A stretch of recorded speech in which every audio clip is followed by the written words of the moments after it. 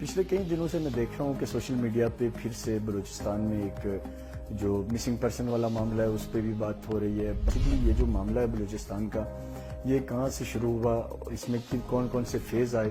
پہلے نام نہاد ایک وہ نعرہ شروع ہوا کہ جی بلوچستان کے لوگوں کو حقوق نہیں دیے جا رہے۔ بیسیکلی یہ نعرہ ہر اس وقت لگتا تھا بلوچستان میں کہ جب بھی ریاست نے کبھی کوشش کی کہ ڈائریکٹ سرداروں سے ہٹ کے عام آدمی کی دہلیز تک فیسیلیٹیشن پہنچائے۔ پاکستان سے ہر وہ رشتہ توڑنا چاہتے ہیں۔ اب ہم پاکستان کے ساتھ اب کوئی بھی نہ آئینی نہ قانونی رشتہ رکھنا چاہتے ہیں۔ لیکن وجہ کیا تھی کہ پھر سے بلوچستان میں بدامنی کو ہوا دی جائے، وہاں پہ مسائل پیدا کیے جائیں، بے گناہ لوگ مارے گئے۔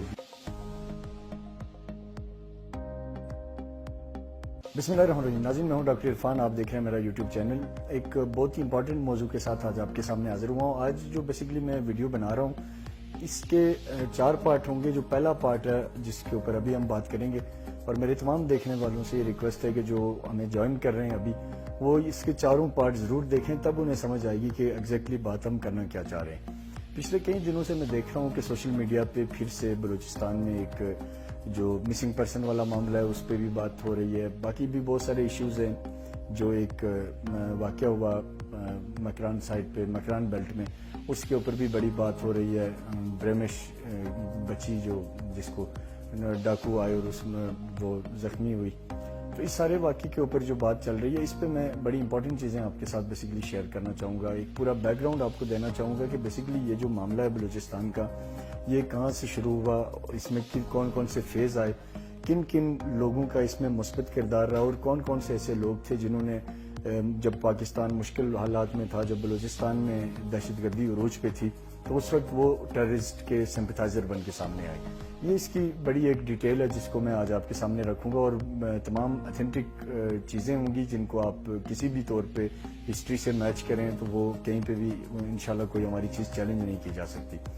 کیونکہ آپ کو پتہ ہی ہے کہ 2003-4 سے آلموسٹ بلوچستان میں ایک فضا بننا شروع ہوئی، جس میں یقینی طور پہ غیر ملکی قوتوں کا ہاتھ تھا، اور اس کے جو سب سے بڑے مجرم تھے وہ کچھ مقامی فیسیلیٹیٹر تھے۔ یہ ایک تاریخ ہے، ہر ایک جانتا ہے کہ بلوچستان کو پہلے دن سے ہی وہاں کا جو ایک سرداری نظام تھا پاکستان بننے کے فوری بعد ہی، تو ظاہر ہے وہ بلوچستان کو اس نظام نے جکڑے رکھا۔ وہ نظام بلوچستان میں رائج رہا، اور وہی نظام بیسیکلی بلوچستان میں حکومت بھی تھا، وہی نظام وہاں کا لا اینڈ آرڈر بھی تھا، وہی نظام وہاں کا عدالتیں بھی تھی، وہی نظام تھا جو ساری چیزیں وہیں سے ہو رہی تھی، اور وہ ایک ہی نظام اس پوری چیز کو لے کے چل رہا تھا۔ جو وہاں کا قبائلی نظام، جس کو بیسیکلی قبائلی نظام ڈفرینٹ چیز ہے، سرداری نظام جسے کہتے ہیں، تو وہ بیسیکلی بلوچستان کا تھا۔ جب یہ 2003-4 میں جیسے میں نے بات کی کہ ایک پہلے نام نہاد ایک وہ نعرہ شروع ہوا کہ جی بلوچستان کے لوگوں کو حقوق نہیں دیے جا رہے۔ بیسیکلی یہ نعرہ ہر اس وقت لگتا تھا بلوچستان میں کہ جب بھی ریاست نے کبھی کوشش کی کہ ڈائریکٹ سرداروں سے ہٹ کے عام آدمی کی دہلیز تک فیسیلیٹیشن پہنچائے، تو تب یہ نواب سردار اکٹھے ہو جاتے تھے، اور انہوں نے کوشش کی کہ گورنمنٹ کو بلیک میل رکھا جائے، اور اپنے جو ان کے چھوٹے چھوٹے مفادات ہیں ان کو ترجیح دی جائے۔ انفارچونیٹلی 2001-2-3 اس میں یہ چیز تھوڑی پیک پہ گئی، اور نواب بگٹی کا جو واقعہ ہوا، یقینی طور پہ اس کے بعد سے اس چیز نے ایک پراپر اسپیڈ پکڑی، اور یہ چیز زیادہ مضبوط ہو کے سامنے آئی۔ اور اس وقت چند ایسے بلوچ سردار تھے جو کہ بلوچستان میں تھے، اور وہ چاہتے تو بڑا پازیٹیو رول ہو سکتا تھا۔ وہ گورنمنٹس میں بھی رہے تھے، انہوں نے پیسے بھی بنائے تھے، ان کو فنڈز بھی ملے تھے کہ آپ لوگوں کی ڈیولپمنٹ کریں، انہوں نے ڈیولپمنٹ نہیں کی۔ اور وہ ایک ایسے ہی وقت کا شاید انتظار کر رہے تھے کہ جب ایک عام بلوچ جسے یہ لگے کہ بلوچستان میں کچھ نہیں ہوا، انفراسٹرکچر نہیں دیا گیا، سکولز نہیں بنائے گئے، ہیلتھ فیسلٹیز نہیں دی گئی، تو وہ ایک عام بلوچ جب آواز اٹھائے تو یہ سردار پھر سے اس پوری آواز کو ہائی جیک کر کے اپنے ہی مفادات کے لیے استعمال کر سکیں۔ بالکل ایسا ہی ہوا کہ ظاہر ہے جو خستہ حال ہمارا صوبہ ہے اس میں مسائل تھے، لوگوں نے آواز بلند کی، اور اس پوری جو ایک کہیں اگر حقوق کی بات ہو رہی تھی اس کو ہائی جیک کر لیا چند لوگوں نے، اور اپنے مفادات کے لیے انہوں نے ہندوستان سے پیسے لیے، اور اس پہ انہوں نے کام کرنا شروع کیا۔ تو یہ ایک بہت بڑی ڈیٹیل سٹوری ہے جس کو آج پہلا سیگمنٹ ہے جس پہ ابھی ہم بات کر رہے ہیں۔ میں شارٹلی ایک واقعے کی طرف آؤں گا کہ جب 2004-5 میں یہ معاملہ شروع ہوا، تو ابھی موجودہ جو ممبر قومی اسمبلی ہیں سردار اختر مینگل، اور BNP کے سربراہ ہیں BNP مینگل کے اور سردار عطا اللہ مینگل کے بیٹے ہیں. اسی طریقے سے جو بگٹی قبیلے سے ابرام داغ بگٹی تھے, نواب اکبر بگٹی کے پوتے, اور اسی طرح مری قبیلے سے ہیری بیار مری, اور اسی طرح باقی لوگ. تو یہ لوگ تھے جو ایک سائڈ پہ کھڑے ہوئے. انہوں نے سمپتھائزرز بنے دہشت گردوں کے, اور ہندوستان کے جو اس وقت وہاں ایک انفلوئنس تھا, اس کو ان میں سے چند لوگوں نے کسی نہ کسی طرح اس کو ہوا دی. میں ایک اختر مینگل صاحب کی ویڈیو کا حوالہ دوں گا جو میرے پاس ہے, اور اس کا آپ کو ایک چنک بھی شارٹ سا سناؤں گا, جس میں وہ یہ کہہ رہے ہیں کہ ان کی جو اس ٹائم پہ, کیونکہ وہاں صوبائیت بہت تھی, تعصبات بہت تھے, پنجاب کے خلاف ایک بہت بڑا پروپیگنڈا انفارچونیٹلی وہاں شروع ہو چکا تھا. حالانکہ بلوچستان میں ٹیچرز تھے جتنے وہ سارے پنجاب سے تھے, ایجوکیشن دیتے تھے لوگوں کو.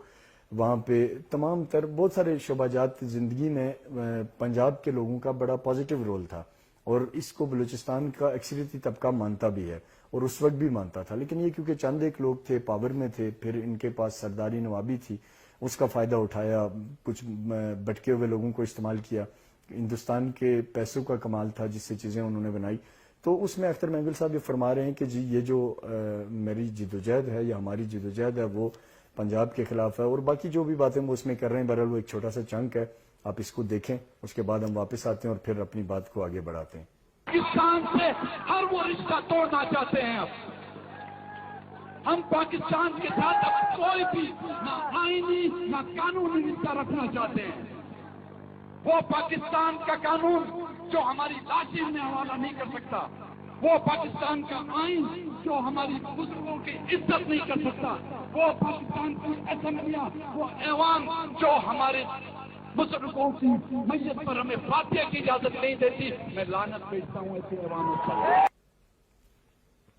تو ناظرین یہ آپ نے دیکھا کہ یہ ایک سردار اختر مینگل صاحب کا کلپ ہے جو موجودہ اس وقت ہمارے MNA ہیں اسی حلقے سے, خضدار والے سے. تو یہ وہ فیز تھا کہ جب یہ چیزیں اس طریقے سے شروع ہوئیں, ریاست کے خلاف بات ہونے لگی, فوج کے خلاف بات ہونے لگی, اور پنجابیوں کے خلاف بات ہونے لگی, اور بہت ساری ایسی چیزیں ہونے لگی جن کی کوئی جسٹیفیکیشن بنتی نہیں تھی. لیکن وجہ کیا تھی کہ پھر سے بلوچستان میں بدامنی کو ہوا دی جائے, وہاں پہ مسائل پیدا کیے جائیں, بے گناہ لوگ مارے گئے. مجھے یاد ہے کہ کئی ایسے بیکری والے جن کی آپ کو پتہ ہی ہے کیا انکم ہوتی ہے, ان کو وہاں پہ دہشت گردوں نے شہید کیا, اور ان کی ڈیڈ باڈیز کو پرائیویٹ لوگوں نے چندہ کر کے ان کے آبائی علاقوں تک بھجوایا. حمام والوں کو بے دردی سے وہاں پہ مارا گیا. اسی طرح بے شمار لوگوں کو دہشت گردوں کا ایک ٹولہ تھا جس نے مارا.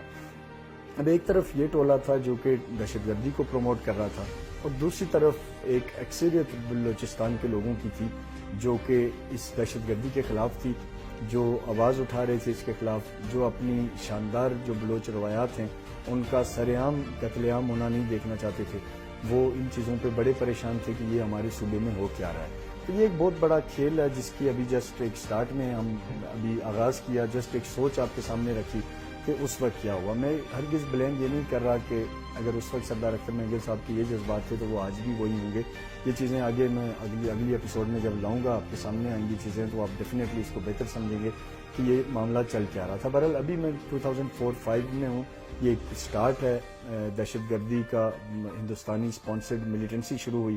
نواب صاحب کے جو پوتے تھے ابرام داغ بگٹی, وہ بلوچستان سے بھاگے فرار ہوئے اور وہ قندھار چلے گئے افغانستان میں, پھر کابل میں انڈیس کے گیسٹ ہاؤس میں کچھ ٹائم رہے.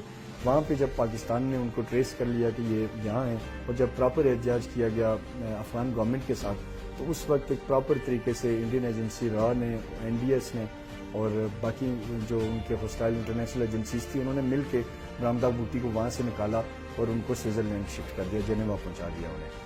تو اس طرح ایک پارٹ جو ہے وہ اختر مینگل صاحب کی صورت میں, جس کے ہلکی سی جھلک ہم نے آپ کو دکھائی. دوسری طرف ابرام داغ بگٹی باہر چلے گئے, ہیری بیار باہر چلے گئے. اسی طریقے سے پھر سردار اختر مینگل کے سگے بھائی جاوید مینگل باہر چلے گئے. انہوں نے وہاں جا کے لشکر بلوچستان کے نام سے ایک تنظیم بنا دی. جو خضدار RCD شاہراہ پہ قتل و غارت, اغوا برتابان, بسیں لوٹنا, لوگوں کو مارنا, وہ کنٹریکٹ سارا اس نے لے لیا.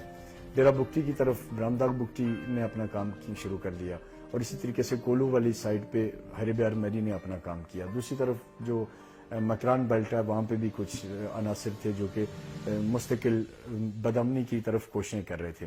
بہرحال جہاں ایک طرف یہ تھے, دوسری طرف بلوچستان کا 95% وہ طبقہ تھا جو اسٹیٹ کے ساتھ تھا, جنہوں نے پاکستان کی بات کی, جنہوں نے دہشت گردوں کے ان مذموم عزائم کو ناکام بنایا.